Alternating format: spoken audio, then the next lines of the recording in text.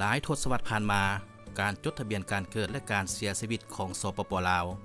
แม้นดำเนินการจดทะเบียนยังเป็นรูปแบบปฐมฌานและจดบันทึกด้วยเจี้ยซอซึ่งเป็นปัญหาท้าทายในการเก็บกรรมและรายงานสถิติพลเมืองการจดทะเบียนครอบครัวขันเมืองระยะผ่านมาเป็นเฮ็ดแบบปฐมฌานจดโดยเจี้ยโดยซอในการเก็บเมียนแม่นได้จดกายในปึ้มบันทึกในแต่ละวันหันเนาะแล้วในการรายงานสถิติให้ขั้นแขวงขั้นศูนย์กลางแม่นยังซักซ่าข้อมูลยังบ่ทันชัดเจนสิ่งท้าทายเนาะต่อกับการจดทะเบียนครอบครัวโดยเจี้ยโดยโสโดยมือเนาะแม่นพบความยุ่งยากหลายเป็นต้นเวลาประชาชนมาจดทะเบียนแล้วเวลาเพิ่นอยากได้ใหม่พวกเฮาต้องได้ซอกค้นข้อมูลตื้มเนาะหลายลบหลายตาวบางครั้งก็แม่นเสียหายไปแล้วอันพวกเฮาก็แม่นซอกหลายครั้งหลายคราวบ่เห็นเนาะอันนี้เลยแม่นสิ่งท้าทายต่อกับการจดทะเบียนโดยเจี้ยโดยโสย้อนว่าบ่ทันมีระบบคุ้มครองข้อมูลที่ทันสมัยเทื่อการเก็บรักษาเอกสารยังบ่เป็นระบบและยังบ่ทันได้มาตรฐานในการเก็บรักษาเพื่อแก้ไขปัญหาการจดทะเบียนและบันทึกแบบปฐมฌานนั้นรัฐบาลได้อนุมัติให้กระทรวงภายในพัฒนาระบบคุ้มครองข้อมูลพลเมืองอิเล็กทรอนิกส์และเริ่มนำใช้ระยะที่1อยู่3แขวงคือนครหลวงเวียงจันทน์แขวงหลวงพระบางและแขวงจำปาสักและได้ขยายติดตั้งระบบคุ้มครองพลเมืองอิเล็กทรอนิกส์หรือ ECRVS ในขอบเขตทั่วประเทศเพื่อพันขยายแผนงานบริมสิทธิ์ซึ่งกำหนดไว้อยู่ในยุทธศาสตร์เวียงงานการจดทะเบียนและสถิติพลเมืองแต่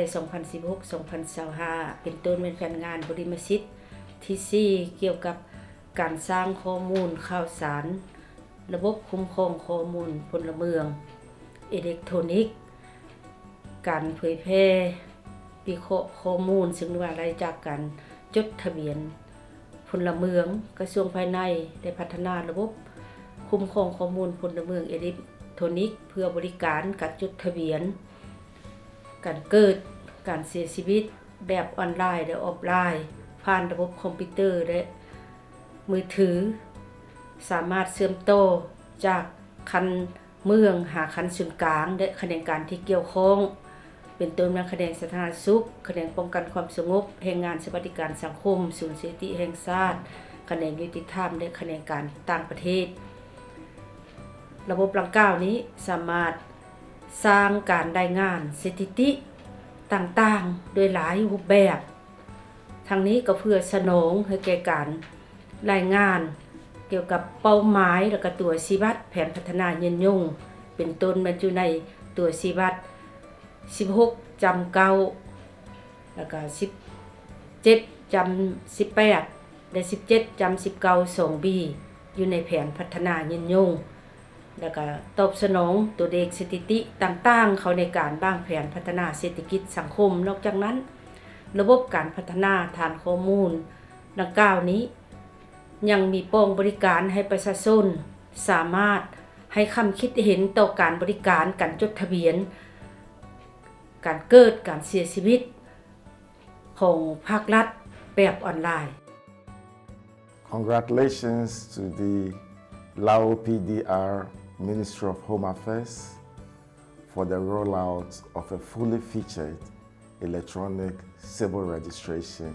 and vital statistics system. As stipulated in the Family Registration Law, this will ensure that every child is assigned a unique identification number at birth. And it is this same number that will be used when the child is age 15 years and older for the issuance of a national identity card. The electronic civil registration and vital statistics system allows interoperability with several other management information systems within the government, such as in health, social security, driver's license, voter rolls, taxes, immigration, and what have you. It also facilitates the identification and targeting of the poor for the delivery of essential quality services. The electronic CRVS system is certainly the foundation for good governance in Lao PDR. การเปิดบ้านการจดทะเบียนการเกิดถือเป็นเหตุการณ์สำคัญในการสนองเอกลักษณ์ทางด้านกฎหมายเพื่อปกป้องสิทธิและผลประโยชน์ของพลเมืองโดยการออกใบยั่งยืนการเกิดให้แก่เด็กน้อยที่มีอายุต่ำกว่า18ปีโดยบ่เสียค่าซึ่งจะมีการบริการจดทะเบียนเคลื่อนที่ลงไปดำเนินการจดทะเบียนและออกใบยั่งยืนการเกิดอยู่แต่ละบ้านหรือพลเมืองสามารถเข้าไปใช้บริการจดทะเบียนการเกิดอยู่ห้องการภายในเมืองบ่อนตนอาศัยอยู่เอกสารที่นำมายืนขอจดทะเบียนการเกิดประกอบมีใบแจ้งเกิดจากโรงหมอหรือใบแจ้งเกิดจากนายบ้านในกรณีเกิดอยู่บ้านสำเนาปึ้มสำเนาครัวหรือบัตรประจำตัวของผู้ปกครองเด็กใบยั่งยืนการเกิดจะประกอบมีข้อมูลพื้นฐานสำคัญของเด็กเป็นต้นวันเดือนปีเกิดเพศสัญชาติเลขรหัสพลเมืองและ QR Code เพื่อกวดการและป้องกันการปลอมแปลงระบบคุ้มครองพลเมืองอิเล็กทรอนิกส์มีความสำคัญในการปรับปรุงกลไกคุ้มครองบริหารรัฐให้เป็นระบบดิจิทัลที่ทันสมัยอำนวยความสะดวกและตอบสนองการบริการการจดทะเบียนให้แก่พลเมืองให้บ่องไวเก็บกำสิทธิพลเมืองมีความถูกต้องชัดเจนครบถ้วนเพื่อเป็นข้อมูลการผลิตเผยแพร่สิทธิพลเมืองให้ในทันเวลาและเป็นพื้นฐานสำคัญให้แก่รัฐบาลในการกำหนดนโยบายและวางแผนพัฒนาเศรษฐกิจสังคมในอย่างมีประสิทธิภาพและประสิทธิผลผลประโยชน์ต้นต่อของระบบจดทะเบียนพลเมืองมีผลประโยชน์ทางด้านกฎหมายและปกป้องบุคคล